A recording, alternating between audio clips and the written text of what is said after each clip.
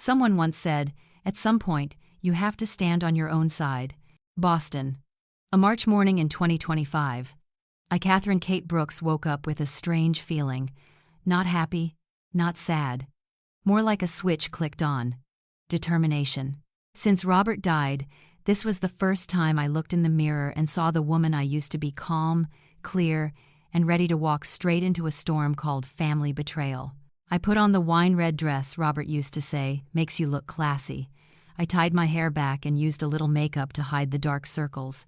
The granite building in the financial district where Miss David Peterson's offices met me with cold stone and clear glass. It felt like a quiet ritual before opening the file Robert left. Mr. Peterson smiled at first, but when he read page 3, the smile was gone. Mrs. Brooks, this is bigger than I thought.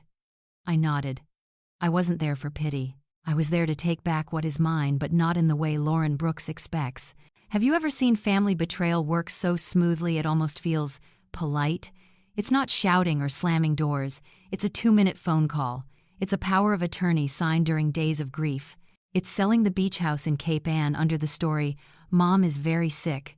It's soft as velvet and sharp as a knife. I had drifted long enough. Today, I swim against the current. My plan is simple and scary. Quiet, legal, and sealed tight. Take back the beach house. Gain direct control of the apartment building where Lauren lives. Track the debts of Eric Dalton growing overseas. And most of all, let each person learn a lesson that only life can teach. I'm not hunting revenge. I'm building a mirror big enough for everyone to see themselves. Have you ever asked yourself, if you found out one day that everything you lost was still there, just finally under the right name, what would you do? I have an answer, but not yet. Some doors only open when the person knocking knows why they must knock. Family betrayal doesn't end with a signature or a phone call. It ends when the one who caused it understands the value of what they threw away. If you're watching this video, stay to the end. I'll tell you how a poor mother in Beacon Hill buys vegetables on the corner while quietly moving cold, careful legal pieces. How a once proud daughter comes back in wrinkled clothes, standing at her own door without a key. How one small lie, Mom is weak, pushed our whole family to the edge. You'll see familiar faces, sharp-eyed Helen Parker, steady Ruth Johnson, and practical Naomi Clark, who thinks like a balance sheet. You'll also see the Cape Ann coast at sunset, where a house decides to open the door to new stories, not just mine. Hit, follow, and don't look away, because in the first chapter, a letter, a safe deposit key, and a very familiar company name will make you ask, who really owns this story? Stay to the end to see why sometimes the kindest love is letting someone hit bottom and climb up on their own. Boston's afternoon slid slowly over the red bricks of Beacon Hill. The soft golden light made the black railings and green doors shine. I carried a paper bag from the small grocery on the corner. I could smell apples and cinnamon in the cool March air. On the outside, I was Catherine Kate Brooks, a polite widow, walking calmly, smiling at the porches with flags. On the inside, a different clock was ticking. Every beat was a phone call, an email from Mr. David Peterson, a note I had written in blue ink. 2 lives ran side by side, close but not crashing. I would not let them crash. Helen Parker waited on the steps across the street with a bunch of yellow tulips. She always came when the sun fell slant across Louisburg Square. She said that's when the street looked like an old photo, and people told the truth more easily. Kate, I brought first bloom tulips, Helen said, putting them in my hands. For your kitchen. I invited her in and heated water on the old iron stove. While it warmed, I put the flowers in a porcelain vase Robert bought in Provincetown and turned the curvy stem toward the window. Robert used to do that, saying a little unevenness makes things feel alive. Are you okay? Helen asked softly, but her eyes looked closely. She speaks gently, but she sees deeply. I nodded and set out a plate of butter cookies I baked. Okay, in my own way, I said. Is Lauren still in Europe? She asked, unsure. I smiled and kept the door to my private life barely open. She may be coming back soon. I didn't say that Mark Lewis, the doorman, had texted me that Lauren no longer had a key and that Tom Walker was holding an emergency copy. I also didn't say that Peterson had the legal path ready for Robert Investments Incorporated to appear at the right time, with the right person. The kettle whistled. I poured tea and added a slice of lemon to each cup. Helen held the warm cup. You know, she said, I keep thinking about how people can leave their own family without even looking back. She didn't say the words, but I heard family betrayal sitting between us. I put down my cup and looked at our two shadows on the kitchen wall. Some abandonments aren't loud, I said. They're like a window that closes a little slowly, but the lock snaps tight. Helen closed her eyes for a second, as if to save that line. If it were me, I'd make a storm, she whispered. I smiled. Storms aren't my style. I build a dam. We both laughed, small laughs that warmed the kitchen. I changed the subject. How's your granddaughter? Helen told me about a school speech and a weekend dress.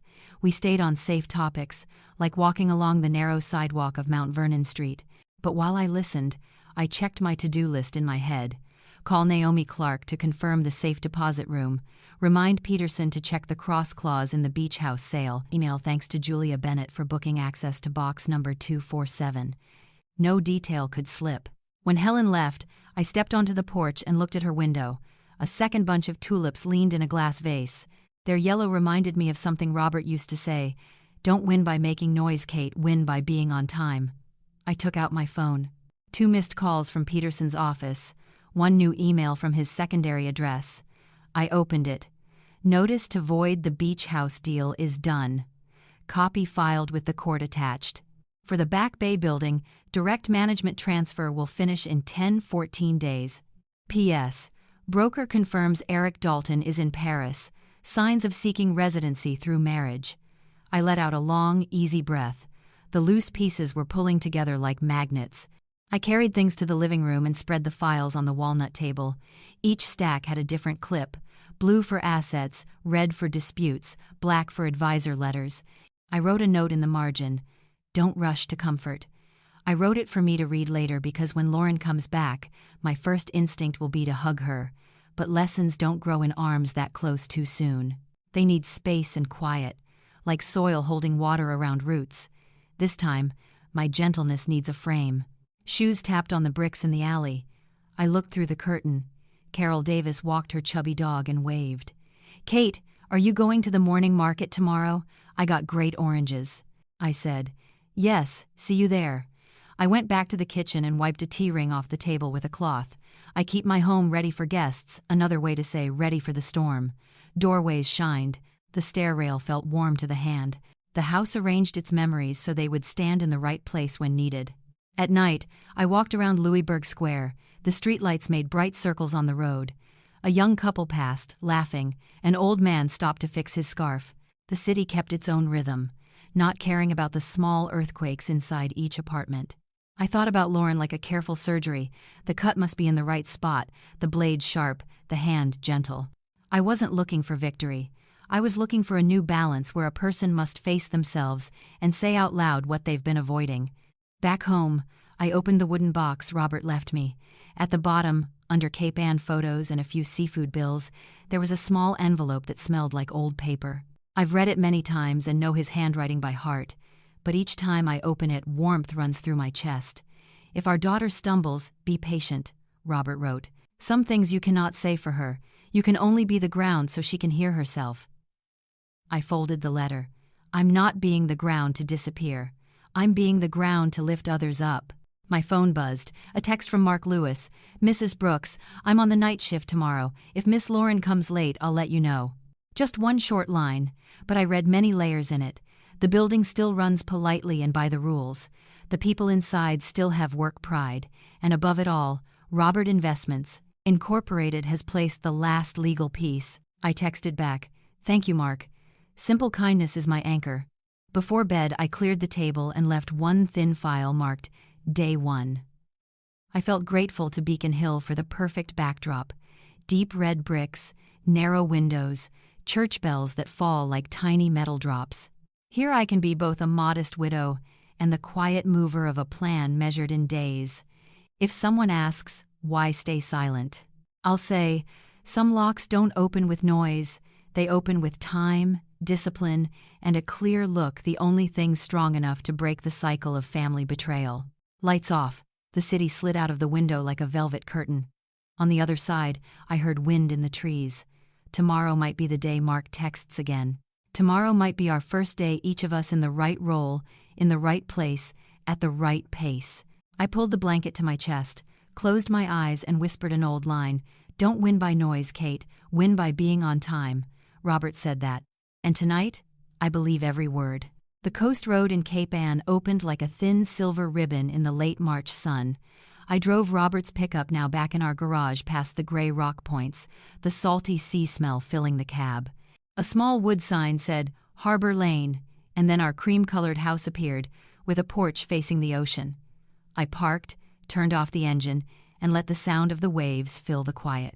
It felt like touching an old dream, and this time, I get to decide who that dream belongs to. The gate creaked as I pushed it. On the steps, a pot of red geraniums still sat there, the mark of the temporary owners. They took good care of the plants, to be fair. I pinched a leaf and smelled damp soil. My nose stung, but I didn't cry. I've cried enough. I stepped onto the porch and laid my hand on the rail. The wood felt worn, like a craftsman's rough hands. Robert once cut these boards here and soaked them to resist the salt. In my head, I heard his saw, his off-key whistle, and my voice saying, "Take a break, drink some water." The sounds linked together, like time pulling out a stitch. A car stopped out front. An older man got out, carrying a wooden box. He hesitated, then came closer. "Mrs. Brooks?" he said kindly. "I'm Arthur Green. I knew the name. It was in the papers Mr. David Peterson sent yesterday." "Hello, Mr. Green," I said, opening the gate and inviting him to the porch. He set the box on the table, took off his hat, and looked at the house the way you look at a memory that isn't old yet. "I won't come in," he said. "I just want to return a few things. We've moved out. The broker sent our money back, just like your lawyer said." He opened the box, a labeled set of keys, a few small plumbing bills, and a short card. "Thank you for a beautiful, windy season." I took the keys, and my heart eased. "I'm sorry for what happened," he added, honestly. "My wife, she loved this place. Someone told us the elderly owner was very sick and needed money fast. The agent said all the papers were fine. We thought we were helping.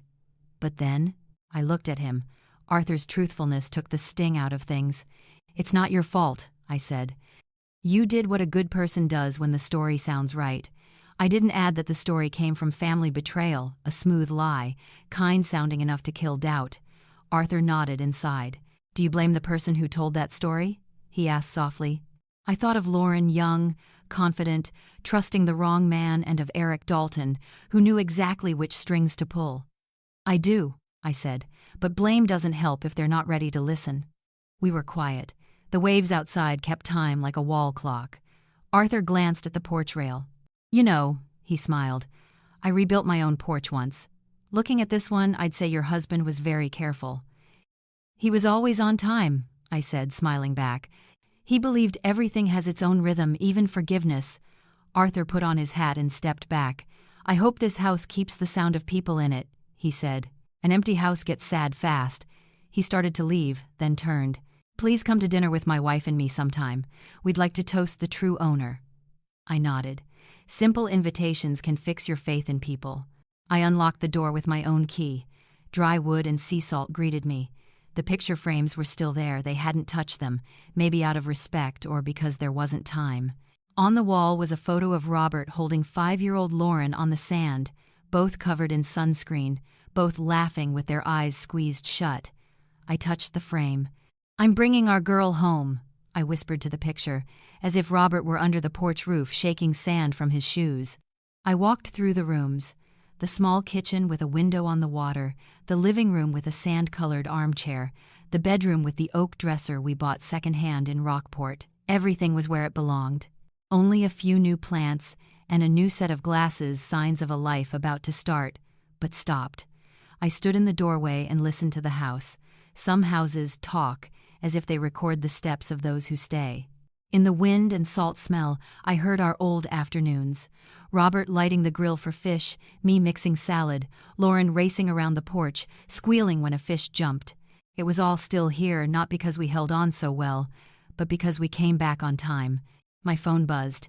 An email from Mr. Peterson. The court logged the void papers. Ownership returns to the original record. Scan attached. On media, we follow your plan. No comment. I smiled. Peterson understands me. No statements. Truth isn't for showing off, it's for standing firm. I replied, "Thanks, keep the plan." I went to the porch and sat in the wooden chair Robert had fixed 3 times. Sunlight sparkled on the water. An old anger moved through me like a cold wind but didn't make me shake. I thought about family betrayal, how it doesn't explode like fireworks, it soaks in like drizzle. Papers signed too fast, short, blunt calls, neat little stories that say, "For Mom," and sound kind but cut deep. I let that rain fall long enough to learn that my raincoat isn't revenge, it's discipline. I won't punish Lauren in public. I'm setting a stage so she can see herself and see me clearly, without the noise bending the view. A seagull landed on the rail and tilted its head, like a hello. I laughed and waved a hand through the air. In my mind, the task list was clear. Check the wiring, replace the south window seals, call the chimney cleaner, text Helen Parker about next weekend, she'd love the sunset here. And if Lauren is back by then, maybe I'll bring her too. We'll sit in silence and just listen to the waves. I don't plan to lecture. I want this place to do its job, to say what words can't. Before leaving, I wrote a small note and put it in the kitchen drawer where Robert used to hide the spare key. "Welcome home," I wrote, with no name. Maybe I'll be the first to read it on a weekday. Or maybe Lauren will, tired and hungry, opening the drawer for a soup spoon. I don't know which moment will come first. But I believe stubbornly that simple words in the right spot can mend a thin tear made by many rainy seasons. I locked the door and turned back to the porch. The light had shifted. Before stepping down, I looked once more. The house wasn't the prize from a silent fight anymore. It was the old heartbeat of my family back in the right chest. I touched the doorknob and whispered, "See you soon." Then I went through the gate, started the truck, and pulled away. The silver road stretched out, the waves hit the rocks like small claps, and I drove off not to run away, but to get ready to welcome the one who needs to come back, in the right role, the right place, at the right time. The salty wind in the Seaport district hit the glass walls as I pushed into the bank lobby. The clean gray floor shone and showed my low heels. The high curved ceiling felt like a ship cabin. It made the place feel like more than a bank. It felt like a quiet harbor for secret stories. I arrived 15 minutes early. Robert's be-on-time habit sticks to me like salt on a boat. It's not just manners. It keeps my breathing calm when laws and feelings get loud. "Mrs. Brooks, I'm Naomi Clark." She came with a hard folder in her hands, wearing a thin pinstripe suit, eyes steady and practical. We shook hands. She led me past the counters into a small, soundproof room. On the table sat a document scanner, a pen tray, and a glass water jar. Naomi set down the folder and opened each file. "Today," she said, "we'll check every paper you signed right after Mr. Roberts' funeral. I'll match the signature, the dates, the witnesses, and the purpose of each paper." I took a deep breath. People think family betrayal is a knife in the back. Often it's just a ballpoint pen. Naomi slid over a copy of a limited power of attorney, stamped almost a year ago. I knew my own handwriting, the small shake, the long tail at the end like a thin thread. "This let your daughter Lauren Brooks represent you for funeral tasks and inheritance paperwork," Naomi read slowly. "But there's an addendum on the back added 3 weeks later that widens it to sell non-essential assets." Who asked for that addendum? My mouth went dry. I remembered a short call from Lauren at a doctor's office. She sounded tired and said we should get things done fast so I wouldn't worry. I said, "Okay," because I just wanted the hard parts over so I could cry in peace. Naomi tilted her head, not judging. "I understand," she said softly. "People in grief sign fast. My job is to look at the writing and the timeline." She set down another scan, a broker contract for the Cape Ann beach house, showing the seller side. "Technically," Naomi went on, "you still had final control of Robert Investments, Incorporated, but that addendum made a gap others could slide through." She didn't say exploit, but I heard it in the room. I put my hands on my knees to keep them steady. "Naomi," I asked plainly, "can we void this paper?" She nodded. "If we show the addendum was signed without full information or under misunderstanding and that it was used beyond its purpose, we have a case. And," she pushed a note toward me, "Mr. Peterson asked us to prep a timeline evidence pack, emails, call logs, money in, out." I saw Mr. David Peterson's name on the printed email. It felt like touching a rope pulled to the right. Tightness not so tight it snaps, not so loose it slips. "What about the safe deposit box?" I asked. Naomi turned a page. "Box #2FAR7, Central Branch. Tomorrow at 10 a.m., she said. Your contact is Julia Bennett. Bring your ID and the original key. Records suggest it may hold personal items and asset papers. I nodded and remembered Robert's old line, "Don't chase fires, organize the water." While Naomi stepped out to make an inside call, I stood and checked my reflection in the soft glass. I'd swapped the wine-red dress for a light trench coat and a thin silk scarf. I looked more like a history teacher than someone reclaiming assets. But I wasn't here to perform. I was here to lay stones for a bridge my daughter can cross back on over a canyon she helped make, a canyon called Family Betrayal. It started with blind trust in Eric Dalton and spread to sloppy signing of papers worth more than a wedding ring. Naomi came back with a few more sheets. "One more thing," she said. "About Robert's pickup truck. I see a title transfer, then a cancel, then a return agreement with a past buyer. The note says, per private talk between lawyer and buyer." I smiled. "Peterson said the buyer was his acquaintance," I said. "They swapped it for a small cost." Naomi nodded and wrote "resolved" in her box. The bullet point vanished like a stain wiped clean. We kept going Eric's loans, odd credit forms, with a signature that looked almost like Lauren's and made me feel sick. "We'll use a forgery template to compare to her true signature," Naomi said, placing two enlarged signature boxes side by side. On the fake one, the L in Lauren looped too round and missed the tiny flick at the lower corner I've watched for 40 years. A stranger wouldn't see it. A mother would. When we finished, Naomi closed the folder. "My part's done for now," she said. "See you tomorrow at the vault. I'll send everything on the addendum to the lawyers to start the voiding process." I stood and shook her hand. "Thank you," I said. "You turned the thorns into things we can count." Naomi smiled for the first time all morning. "If we can count them, we can pull them, too." Outside, the harbor wind was stronger. Far off, white sails pulled tight. Joggers passed along the seawall, their watch screens blinking blue. I walked slowly and put my thoughts back into their boxes. My phone buzzed. An email from Mr. David Peterson. Update. Paris confirms Eric Dalton is seeking residency through marriage. Signs of document brokers. We'll work with our partner firm to get official proof. I replied, "Proceed. Keep media silence." I reached the garage and opened the pickup door. The old leather smell rose up, warm like a hand on my shoulder. I set the file on the passenger seat and started the engine. On the drive back to Beacon Hill, traffic lights laid red, yellow, and green squares across the windshield like a code ribbon. I stopped to buy 2 long baguettes and remembered Helen Parker might drop by just to see the tulips under the lamp. I'd brew tea and tell Helen one small slice of the story, just enough about how a ballpoint pen can spin a storm and how numbers can build a dam. At home, I wiped the kitchen table and set down a fresh page. I wrote with a marker, "Day 0, don't rush to comfort." Then, "Day 1, box #var 7. At the bottom, I drew a small triangle with L at the top. I won't turn life into math, but a few measures keep you from getting swept away. Lauren will call soon with panic in her voice, or with a long silence. I'll answer in the most normal tone I have. "Come home," then I'll show her the files. I'll show her how her own signature looks when she's calm and how it looks when she's being led. I won't use harsh words, I'll use the truth. And if the truth is put in the right place at the right time, it can do what shouting can't. Diffuse the little mines running through the veins of family betrayal. Night fell. I set out 2 teacups, one with lemon, one without. The church bells at the end of the street marked the hour, each note falling like tiny bits of metal in the cool air. I thought about tomorrow, about the heavy steel door of the vault opening, about Julia Bennett's hand on box 247. Maybe it holds jewelry, maybe it holds appraisals. Maybe it holds another letter from Robert, written for this moment we're in. Whatever it is, I'll open it slowly, like a song, get the first note right, and the rest will find its place.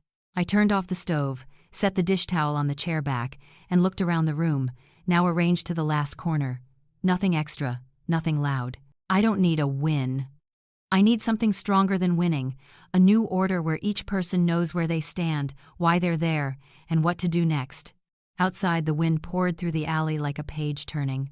I smiled and whispered into the dark, "On time, Kate, on time." Night in Boston smelled like cool metal on the window glass. The wind in Back Bay sounded like someone flipping a stack of papers fast. Near midnight, my phone buzzed. A text from Mark Lewis. "Mrs. Brooks, Miss Lauren just got back. She has one suitcase and is at the front desk. No key. I leaned on the window frame and looked down at the stone street. The time had come exact. Like a clock, Robert always said, "Don't wind faster than real life." 15 minutes later, Mark sent another. Tom Walker opened her door with the emergency key. "I'm on duty until 2 a.m. if anything comes up." I thanked him, set my phone down, and poured myself some water. In the kitchen mirror, I looked small between the white dishes. I thought about Lauren Brooks, my daughter standing in the apartment that once looked like a wedding card. Now it was probably half empty, after pawning, selling, or storing things because of the paper storm with Eric Dalton. The thought pinched my chest, but I kept my back straight. Lessons don't grow in a hug that comes too soon. Next morning, 7:12, the church bells rang 7 times. At 8, my phone rang. Lauren's name showed on the screen. The first letter shook, like her voice. "Mom, I need to see you." "Good morning, Lauren. You're back?" I got a strange letter. I was drunk last night and fell asleep. This morning, security handed it to me. They said it's a notice, some kind of legal service. I have to leave my apartment in 30 days. From Robert Investments Incorporated. Do you know this company? I looked at the clock. The second hand moved smooth. "Sounds unfamiliar," I said slowly. "Is there a contact number?" "Yes, and a lawyer's seal." "Mom, it must be a mistake. I don't understand. Eric is gone. In Paris. I'm out of money, my cards are frozen, and now this." Her voice cracked, then tightened, like someone wrapping cloth around a wound while still walking. "Have you eaten?" "I'm not hungry." "Come to Beacon Hill, I'll make tea." I set the table. 2 cups, one with lemon, one without, a plate of butter cookies, clean napkins folded like triangles. I opened the window a little to let the night smell out. At 8:42, the doorbell rang. Lauren stood there, so thin her expensive coat looked borrowed. Dark circles, smudged lipstick. She took a long breath. "Mom." One word filled the doorway. I stepped aside and touched her elbow. "Come in." She moved like a long-time guest, returning to a hotel under new owners. I poured tea. She held the cup in both hands to warm her fingers. "I'm sorry," she began. I waved a little. "Drink first." We were quiet for a few minutes. Only the spoon tapped the cup. Then Lauren set it down and pulled an envelope from her pocket. Pale yellow paper, raised seal, blue signature. I took it and skimmed already, knowing every dot and comma because I had reviewed it with Mr. David Peterson. "I'll help you call," I said in an everyday voice, like asking the price of lettuce. "But first, tell me, start from when you landed in Paris." She looked down, shoulders tight. "Eric said there was an investment chance." I believed him. "The money from the beach house," she swallowed the word mom. "I don't even know where it went, because he handled all of it. Then one day he said he had to get married for residency." I thought he was joking. Then he vanished. Phone off, no emails. I slept on a friend's sofa a few nights and spent my last cash. I came home, and she pointed at the letter. "This." I nodded and set the envelope on the edge of the table, neat like a chess piece. In my head, steps lined up. Confirm with Mark about the delivery record, check the court timeline, push the void addendum file 1 notch higher. But in front of me sat a girl who had walked the edge of family betrayal, a canyon she helped widen with one quick signature. "Do you have a spare key to the apartment?" I asked. Lauren shook her head and gave a thin smile. "Eric kept it. Tom let me in last night. This morning the mailroom door had a bunch of letters stuffed in. Debt notices, and this." "Okay," I said. "Eat something, then we'll take a look." "Where?" "Your place. We'll see what's there and talk to building management." On the drive to Back Bay, Lauren sat still with her hands laced together. I let her be. The city slid by like a silent movie. Runners, bikes, a couple walking a dog, an old woman with a wicker basket. At the lobby, Mark Lewis stood and nodded, his eyes professional and kind. "Miss Lauren got the letter this morning," he said softly, and I logged the time. "Thank you, Mark," I said. "I need to see Tom Walker for a minute." Tom arrived in 3 minutes, holding a ledger. He always speaks as if someone might be sleeping nearby. "Miss Brooks," he turned to Lauren, "I have to explain the steps if there's a move-out order, but first you can request a review. Here's the management office schedule for this week." I tilted my head to Tom. "May I borrow the small meeting room for 10 minutes?" He nodded, handed over the key, and stepped out. The room had 2 chairs, a glass table, and a water carafe. I set the letter on the table and turned it toward Lauren. "You may think this is a mistake," I said, "but it isn't. This building, this apartment, they're part of the asset network you walked through without looking closely. The order is legal." "Mom," Lauren's lip trembled. Why Robert Investments?" "Because things are standing under the right name now, and because the time to fix things is here." I spoke slowly, not pinning her to the wall. "You have 30 days. In that time, you'll stay with me." Lauren burst into tears, wet and heavy, like cloth wrung hard. I handed her a tissue. I didn't put a hand on her shoulder. If a hug comes, it should come at a different beat. When she calmed, I took another paper from my coat copies from Peterson. The move to void the addendum, a signature check sheet, and a bank appointment slip. "Tomorrow," I said, 10 a.m. box #247 at the Central Branch. "Julia Bennett is in charge. You'll come with me. We'll see what Robert left and why he left it that way." I sold all my jewelry. "That's okay. What we need most isn't jewelry, it's understanding." Back in the lobby, Helen Parker walked by with a grocery bag. "Kate?" she said, surprised. Her eyes slid over Lauren, no judgment, the kind of look that can make you want to fall apart. I smiled. "Tea tonight, Helen?" She nodded, tucking her question into a safe drawer. Upstairs, I helped Lauren pack a small bag, a few clothes, a notebook, old photos. On the kitchen table, a scrap of paper had Eric and a long European number. Lauren squeezed it, then let go. "I won't call again," she said. "Not because I hate him, but because there's nothing left to say." I nodded. That's what an adult says to herself. As we left, Mark Lewis said quietly, "I'll update you on any new papers." I thanked him. We drove back to Beacon Hill in soft sun. In the kitchen, I set out the same 2 cups, but this time added a bowl of hot soup. Lauren ate slowly, eyes far away. "Mom," she asked at last, "how long can I stay here?" "As long as you need," I said. "But tonight, sleep well. Tomorrow, exactly 10. I turned off the kitchen light as the sun slipped from the window. In the living room, the clock ticked once, small and clear. Some battles don't need a big win, you win them hour by hour. And right then, I knew. The way out of family betrayal isn't to yank someone free, but to guide them through each door at the right time. Tomorrow is the first door. A key, a safe deposit box, and a letter that may have waited a long time to be read by eyes that are ready. This morning, Boston looked bright and fresh, like it had been polished. At 9:42, Lauren Brooks and I left Beacon Hill, drove down Tremont Street trees, still wet with dew, toward the Central Branch. I drove Robert's pickup, the wheels steady in my hands, like his be-on-time rule was still guiding me. At 9:58, we stepped into the gray stone lobby. The wall clock gave one soft tick, like a guard checking a list. "Mrs. Brooks? Miss Brooks?" a calm, clear voice called. "I'm Julia Bennett." She wore a light blue suit with a shiny name pin and a professional, gentle smile. "Please follow me. Vault Box 247 is ready."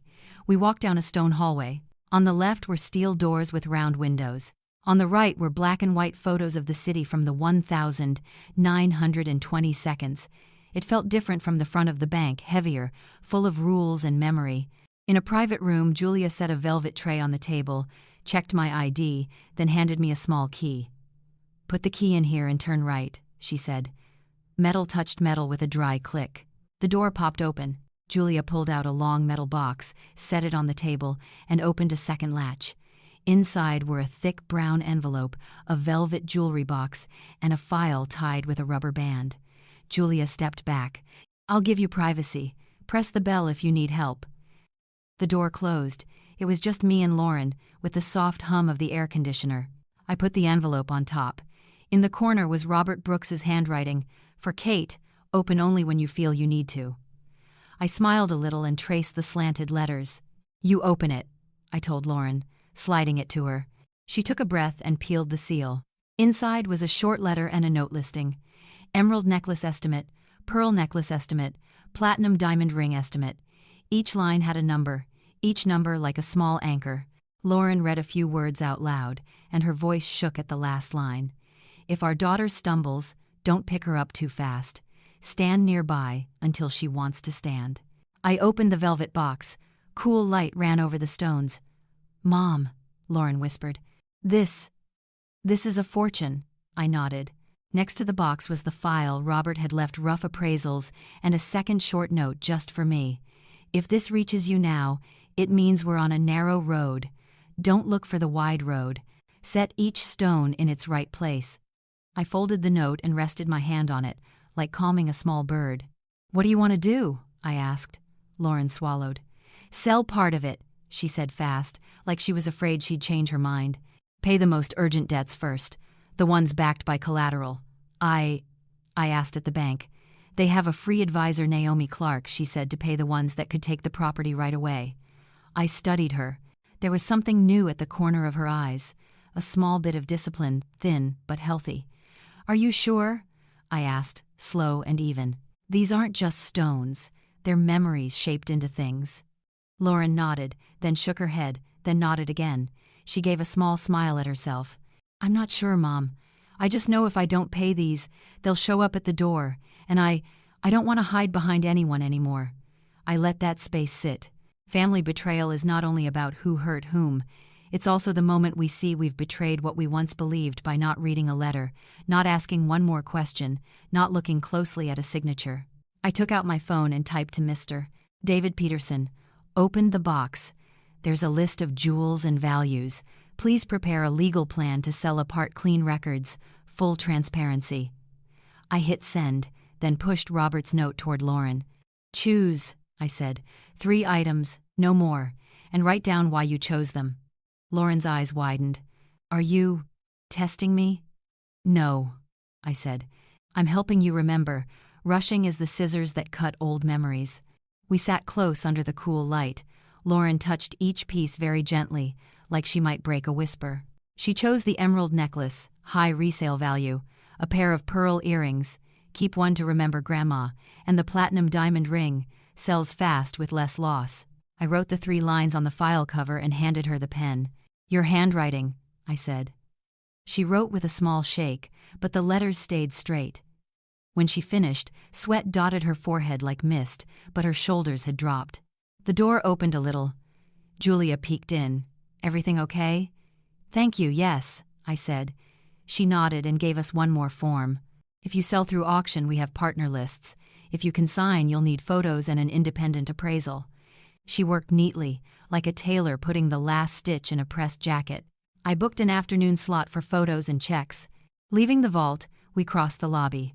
Lauren held the velvet box and the file like she was holding a piece of the past returned in a new way. "Lunch," I said. "We'll need energy." We stopped at a small place on Devonshire Street. With a hot bowl of soup in front of her, Lauren exhaled. "I thought money could make everything go back to normal," she said. "But it can't." "No," I said. "Money pays bills. The rest is paid with choices." My phone buzzed. An email from Peterson. Update. Paris partner confirms Eric Dalton is seeking residency by marriage. Signs of document brokers. Enough grounds to open a fraud case on Lauren's loan signatures. Suggest. Collect more before/after signature samples. I replied. "We'll use school records and old leases. I'll provide them. Keep media silence." Then I told Lauren, "After the appraisal this afternoon, stop by home for old notebooks and school papers. We need your pre-storm signature." "Pre-storm," she repeated, like learning a new phrase. She dipped her spoon and gave a thin smile. "Do you still hate me, Mom?" "I never hated you," I said, without pause. "I only hated the space between you and yourself." Lauren set down the spoon and looked out at the street. "Me too," she said. In the afternoon, Julia photographed each item, logged codes, and sealed them. We signed in all the places marked with yellow tabs. I watched Lauren's hand shake less. When we finished, Julia said, "If you want, we can connect you with a specialist to sell slowly, to avoid an emotional shock." I thanked her. At the door I asked, "Julia, do you think these things can help someone stand steady?" She smiled. "If they decide to stand. Stones are just stones. Choices are the ground." Back at Beacon Hill, long shadows fell across the red bricks. I set the velvet box on the kitchen table and didn't open it again. Beside it, I placed Robert's letter, so the house would remember his voice.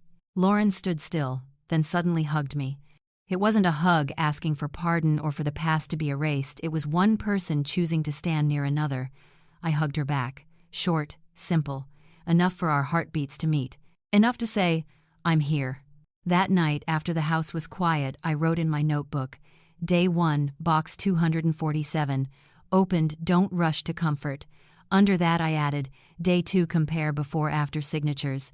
Then I turned off the light and looked at the dark window like a mirror. Somewhere, maybe Helen Parker was watering tulips, Mark Lewis was signing his shift log, Tom Walker was locking the supply room, Naomi Clark was closing a spreadsheet, and Mr. David Peterson was sending one last email.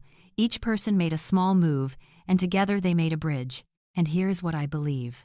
Kind bridges, built on time, can carry someone across the valley of family betrayal without being carried in someone's arms. Just walk and don't turn back when old winds call your name. Early evening, Boston pulled a light purple curtain over the sky. 7:10. Lauren Brooks changed into a plain t-shirt, tucked her hair under a cap, and grabbed a bag of floor cleaner. I'm going now, Mom, she said, tired but bright. I nodded and handed her a water bottle and some bandages. Don't let your heels blister, I said. Lauren smiled. I have a teacher, her name is Ruth Johnson. At night, the office building in downtown Crossing smelled like cleaner and warm elevators. 8:02. Lauren sent me a photo, a row of dark glass doors like mirrors, showing her pulling a mop. She wrote, Miss Ruth says dust in an S shape, mop in a herringbone path, saves 40% energy. I smiled, small but deep. My daughter was learning her body's language again, how to set her shoulders, shift her weight, and let her hands work without hating herself. On the 23rd floor, Ruth Johnson gave Lauren tape and a box cutter. Tonight's lesson. The path of trash, Ruth said, like a kind gym teacher. Always collect around the edges first, then the center. People fail because they attack the center too soon. Lauren nodded, pushed the bin down the hallway, the wheels clacking on the tiles. Miss Ruth, she asked at room 2304, why have you stayed here for 20 years? Ruth smiled and tightened a spray bottle cap. Because here, work shows right away, clean it shines, go home you sleep, and because here, I pulled myself out of a bad valley years ago. What valley? Lauren asked softly. Ruth set the mop down, hand on her hip. A man who was good when sober and bad when drunk. I left when I learned good when sober isn't enough. They both laughed dry, warm laughs. Then they pushed the chairs back into place. Small, straight moves, like a needle diving, rising steady. Near 10 p.m., Mark Lewis texted me. I see Miss Lauren working the night shift. I'll keep the back door open 10 extra minutes if she's late. I sent a thank you emoji, rare for me, and thought, politeness is the rope that ties a city together. Helen Parker texted too. I'll bring blueberry cake tomorrow. Need extra heel bandages for Lauren. I replied, yes, and some anti-blister cream. On break, Lauren sat in the pantry corner. Ruth Johnson taught a new lesson. This is the debt board, she said, pulling out a small notebook and making 4 columns. Debt name, amount, due date, risk. I thought I'm only learning to mop, Lauren joked. No, Ruth winked. We're mopping the sticky thoughts too. They filled it in. Small pawn debt low, consumer credit medium, loan with collateral high, court judgment immediate risk. Lauren wrote slowly. Her hand shook less because the scary things now had names, columns, and rows. My phone buzzed. Email from Mr. David Peterson. News from Paris. Partner gathered proof Eric Dalton applied for residency through marriage. Signs of paper services. Some loan contracts used a fake Lauren signature. Suggest step 2. Forensic signature checks. I sat up and typed, Step 2 approved. I'll provide pre-storm samples, school records, old lease, old bank card. Keep media silent. I CC'd Naomi Clark. Naomi, please schedule a timeline review, prioritize debts with collateral. Near midnight, Lauren finished and sent a photo of her canvas shoes and a bright, clean floor. Done, I replied. Come home. Fresh pillowcase is on. She sent one heart icon. I smiled, turned off the living room light, and left the hall light glowing like a soft breath. Next morning, I cooked oatmeal with sliced banana. Lauren walked into the kitchen, hat mark still on her forehead. Sit, I said. She ate slowly, frowning in thought not because it tasted bad. Mom, she said, I want to pay the H-Bank debt first, the one with the apartment as collateral. Good, I said. That one can bite back right now. Lauren nodded. For the others, I want to negotiate. I don't want to sell all the jewelry. I want to keep a little to remember Grandma. I looked at her and saw little threads of discipline weaving into a new net strong enough to stand on. At 9:30, Naomi Clark video called. I saw your chart, Naomi said. Paying H first is right. For P, we'll offer a settlement. Pay part, close the file, no penalty interest. I'll draft the letter. Lauren just signs. Lauren exhaled. Thank you. Naomi smiled slightly. Rule to remember, if you can name it, you can handle it. At noon, we went to the bank to consign the 3 chosen pieces. Julia Bennett took photos, measured, printed labels, and gave a receipt with a QR code. Next auction is next month, Julia said. If you want it faster, there's direct buyback, but the price is lower. Lauren looked at me. I shook my head. We don't chase fast. We chase right. Julia smiled, closed the box, and sealed it. In the afternoon, I gave Lauren a task. Go to the old building and ask Tom Walker for the backup key log. What for? To match the timeline, I said. Know when doors opened, when papers were signed. Family Betrayal usually has a physical path too, who entered, who left when. Lauren laughed. You're turning my life into a traffic map. Maps keep people from getting lost, I winked. At Back Bay, Mark Lewis had the log ready.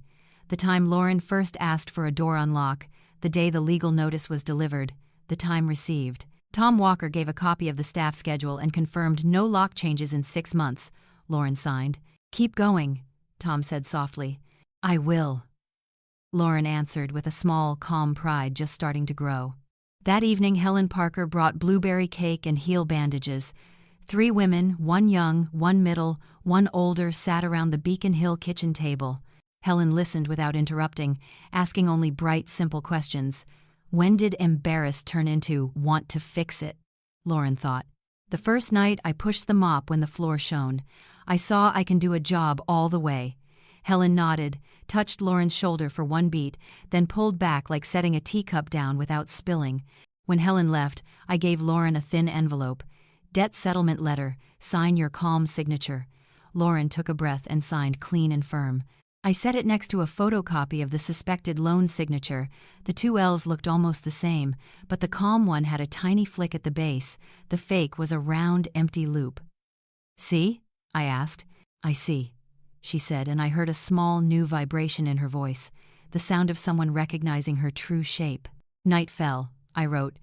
Day 2 4-column debt board, consigned 3 items, key log collected. Under it, I added a line Robert used to say that now cut true. Don't win by noise.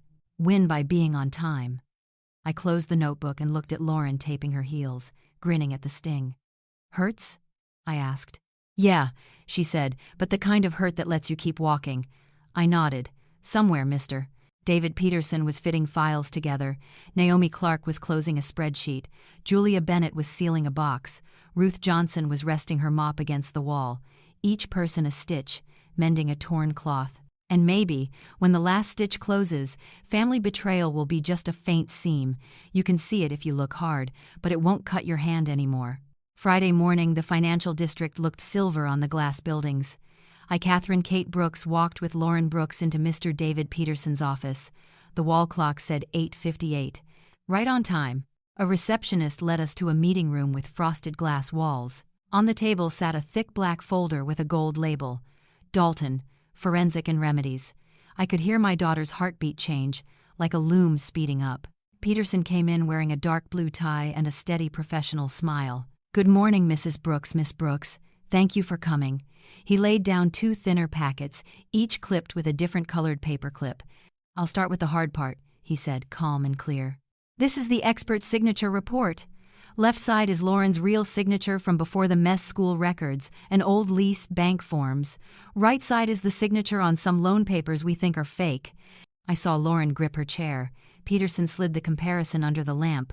In Lauren's real L, there's a tiny upward flick at the bottom. In the doubtful papers, that flick is gone and the letter turns into a flat, round loop. The space between the L and B in Lauren Brooks also changes. Our partner lab in Paris confirmed, very likely forged. Lauren looked up. eyes wet but steady. So, I don't have to pay all of it? Peterson nodded.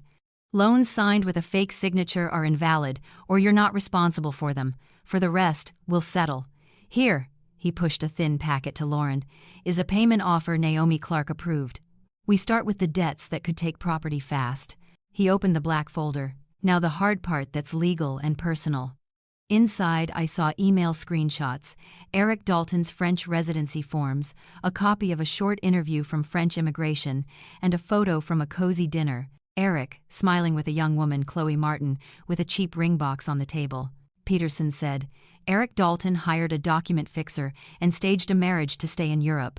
We have a broker's statement saying Eric planned to leave the U.S. in long-term right before some of the loans in Lauren's name were filed. The timing shows intent to run. Okay, I said quietly.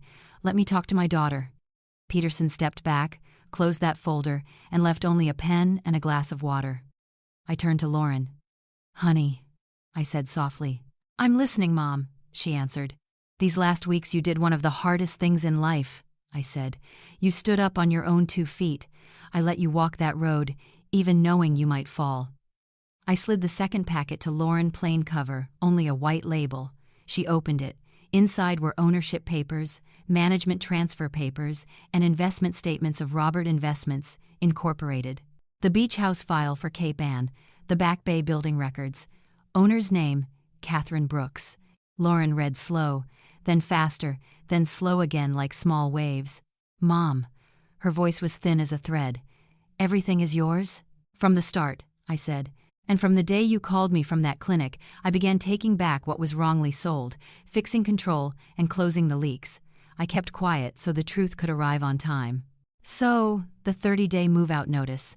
It's legal, I said, but not to crush you. It's to stitch the map back together, to show you the lines and where I stand. Lauren set the folder down, covered her face for a moment, then lowered her hands. Why didn't you tell me right away? I sat straight. Because if I had, you'd think money is magic. Money puts out fires, it doesn't fix the wiring, and family betrayal doesn't end with a check. It ends when the person who caused it understands what they betrayed, and the person who was hurt sees what they still have. The room was as quiet as a small chapel. I heard the AC and a pen tap the table. Lauren whispered, I betrayed you, and I betrayed the old me. She looked up, eyes clear. Mom, do you forgive me? I already did. I said it once. A long time ago. Forgiveness isn't erasing. It's reordering so we can live. Peterson gave a small cough time to go back to steps. Legally, he said, we'll ask the court to void the forged loans. We'll send settlement offers for the rest. And we'll file papers saying Lauren was a victim of fraud to protect her name. I've also prepared a no media comment note in case of leaks. He slid a pen to Lauren. I need your signature here to authorize us. Lauren took the pen. Her hand shook for a second, then steadied. The signature was firm, with that tiny flick under the L. Peterson smiled. A calm signature. Good. He turned the page. This is the plan for giving back the Back Bay apartment as you move. Mark Lewis and Tom Walker will help. I suggest 3 weeks so you have time. I'll move to Beacon Hill, Lauren said. Work the night shift with Ruth Johnson a bit longer and sign up for pre-classes at UMass Boston. I want to study social work. Excellent, Peterson said. I'll ask Naomi Clark to build a new budget for you. Income, expenses, settlements. Maybe a small starter fund up to Mrs. Brooks. I closed the folder gently. There will be one, I said. But it's not spending money. It's responsibility capital. You'll report monthly to yourself first, and to me if you want. Lauren smiled, eyes wet but bright. I want to. We were near the end. Peterson stood. One more thing. Paris just sent word. Eric Dalton was detained for sham marriage investigation. If there's an extradition request or evidence sharing, I'll inform you. He looked at Lauren. You don't need to appear. It will go through lawyers. Lauren nodded. I don't want to know more. I know enough. We stepped into the hallway. Light poured through the glass, stretching our shadows across the stone floor. Helen Parker texted, I'll stop by with chicken soup this afternoon. Are you two home? I replied, yes, and we have news. Naomi Clark sent a draft settlement plan. Julia Bennett said she'd received the jewelry consignment and penciled in an auction date. the stitches kept going. In the elevator, Lauren held my hand, not clinging, just resting there. "Mom," she said, "can I keep one thing? Not money?" "What is it?" "Robert's letter from the safe. I want to read it whenever I try to rush." I nodded. "Okay, but return it on time," I teased. Lauren laughed, her first real laugh in weeks. Outside, the wind on High Street blew against us. I pulled up my trench collar and watched my daughter step into the light, then turn back toward me. In that moment, I knew a new order was set. Justice moves on paper, black and white. Family love moves in small, on-time actions. And in our story, family betrayal had changed from a bleeding tear into a shaped scar, something you can see in the morning, reminding you to be careful about what you sign into your life. Late May slid by like a bright thread over Beacon Hill's red bricks. In the mornings, Catherine Kate Brooks, opened the windows and let the sun fall across the wood steps. Church bells ticked like tiny nails tapping the new day. In the afternoons, Lauren Brooks put on her backpack, took the bus to UMass Boston, and went to her pre-social work class. At night, she still worked the cleaning shift with Ruth Johnson in downtown Crossing. Her schedule was packed like the little squares in my notebook: 6:30 breakfast, 8:10 red line train, 1 p.m. clinic notes, 7:30 p.m. start shift, 12:15 a.m. home, cook noodles, re-bandage her heels. Between those squares, I slipped in a breath now and then, make tea, wash towels, leave a note that says, "Remember to drink water." One noon, Helen Parker brought chicken soup. Steam rose like warm rain. "Any news?" she asked. I showed her an email from Mr. David Peterson. Paris confirmed Eric Dalton is being held for a fake marriage case. The forged signature files are strong enough to void the loans. Helen read it and sighed. "I'm not happy for pain," she said, "but when justice arrives on time, it brings calm." I nodded and poured more tea. Calm, not silence, but the sea resting when the wind stops. That afternoon, Naomi Clark video called us. A whiteboard of numbers filled the wall behind her. "Can you both hear me?" she asked. Lauren sat beside me, hair in a bun, hands around a mug. Naomi pointed to a chart. "This is the new picture of your money. Up and down is cash flow. Left to right is 6 months. Green is real income. Gray is fixed costs. Yellow is settlements. My rule: every dollar must vote for 2 things, one to feed today, one to build tomorrow." Lauren wrote, "Feed today, build tomorrow." Naomi smiled. "Right. Add a small give column too. Giving keeps our kind side alive." After the call, Julia Bennett sent the date for the first jewelry auction. I read the terms: our right to refuse, a floor price, and no public names. Lauren looked at me and stayed quiet. I touched the file's edge. "No one needs to know what we sold," I said. "Only you need to know what you're buying back." She nodded. "I'm buying back the ability to stand on my own." That night, Ruth Johnson texted a photo of a shining conference table on the 23rd floor. She wrote, "Today's diagonal is straighter than yesterday's." Lauren replied, "I've learned the herringbone mop pattern now." I smiled. Some lines sound like they're about floors, but they're really about life. Early June, Tom Walker finished the move-out plan. 3 weeks, 1 load each week, with sign-in, sign-out keys. Mark Lewis attached hallway logs for safety. Everything moved like a quiet train, no bells, no smoke, just clean tracks and wheels that fit. I felt grateful for these quiet men who can be trusted. They moved justice forward with forms, not flags. Sunday evening, we ate on the back porch with Helen Parker. Sunlight sat on the roof tiles. Kids rode bikes in the lane. Helen listened as Lauren told a class story. "I sat in a counseling room with a woman who wants to leave a man who always promises to change." Helen tilted her head. "What did you say?" Lauren said, "I didn't. I let her finish. Then I handed her a sheet. Shelters and hotlines. I learned from Mom, don't rush to comfort. Set the chair. Then hand them the map." Helen looked at me with warm eyes. "That lesson is hard." That night, I opened our home safe and took out Robert's letter, the one Lauren borrowed after we met with Peterson. I set it back on the high shelf and held my breath. Some words grow louder after the writer is gone. Don't look for the wide road. Set each stone in its right place. I looked around the kitchen. My stones now aren't only assets. They are time, honor, and the way a not-so-young child can take her own hand again. Another night, Lauren came home late, sweat beading on her temple. I saw the woman from the counseling room, she said, pulling off her cap. She asked, "What if I go back because he says sorry?" I poured water and waited. I told her, "Sorry is the ticket to enter the room, not the ticket to stay. To stay, a person has to pay rent with actions."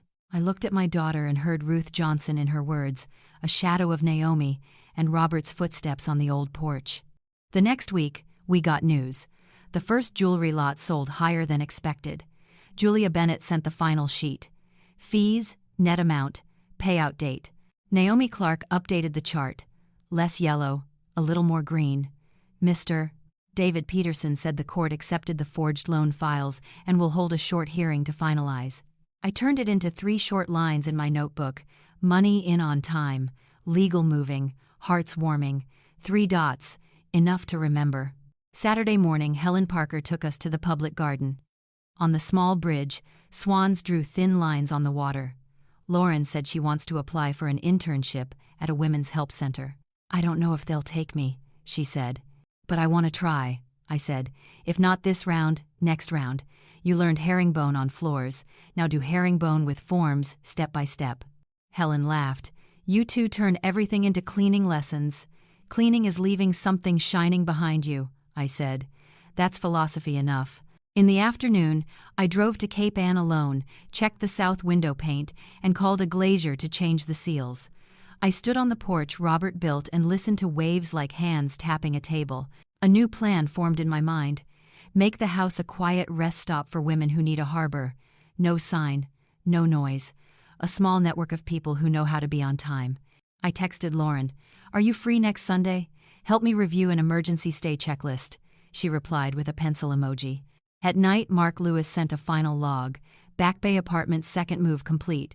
1 temp key left. I thanked him. Tom Walker added a photo of the new lock seal. Everything closed calmly, without gossip. Maybe part of justice's power comes from people doing their jobs, steady, with no fireworks. Before sleep, Lauren knocked on my door. She handed me a paper, her monthly budget with 3 columns, feed today, build tomorrow, give. "I'm giving 5% to help a woman on my night shift," she said. "She needs childcare money." I looked at her a second longer. "Do you have enough?" "Enough," she said, smiling. "Because the other pieces are starting to line up." I didn't hug her. I tapped the paper once, like signing approved. I stayed up a little and wrote 1 line. Day 28, today's diagonal straighter than yesterday's. Under it, I wrote a note to myself. Don't use secrets to brag. Use them to build bridges. In the quiet house, I finally saw it clearly. In our story, family betrayal has a new name. It's no longer a sentence. It's a handwritten lesson, read again and again, until the ink stops smearing, and the reader can stand up, set the chair in the right place, mop in a herringbone pattern, and walk out the door with a clock that ticks just right on time, bright enough, and never signs carelessly again. July in Cape Ann. The porch Robert built shines like the sea. I, Catherine Kate Brooks, stand with Lauren Brooks in front of the new wooden sign, Harbor Lane Retreat, a temporary home. No ribbon cutting. No noise. Just 3 women walking in, each with a small suitcase and a big fear. Helen Parker brings soup. Ruth Johnson tapes up a 3 safe steps guide. Naomi Clark sets up the basic expense fund. Mr. David Peterson texts simply, "The legal work is closed." Mark Lewis and Tom Walker send their good wishes, like 2 quiet gears finishing an on-time move. Lauren goes first and opens the windows. Salt wind rushes in, carrying the smell of fresh paint, clean sheets, and old days. She pauses on the porch and touches the railing. "Mom," she says softly, "I feel like I'm standing tall now." I nod. I don't hug. I place my hand on the wood right where Robert once sanded it smooth. The wood grain feels like lines of time stacked together. Love, mistakes, repair. Somewhere the waves sound like Robert's small laugh.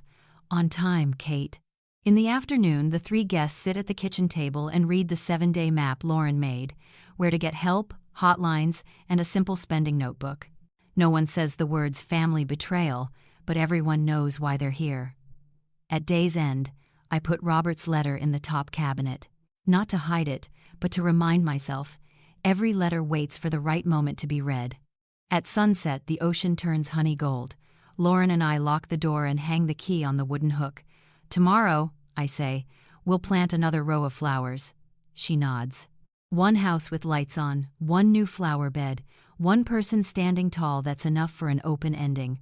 Because this story doesn't stop at family betrayal. It becomes a bridge for anyone who needs to cross. Do you believe that one letter, one key, and a few on-time people can change a life? If this moved you, subscribe to catch the next stories. If you weren't fully happy, please leave a comment with your thoughts. And if you still don't like our video, please hit the like button so we can learn and make future videos better for you. Thank you for watching to the end. Tap the end screen to see more of our videos.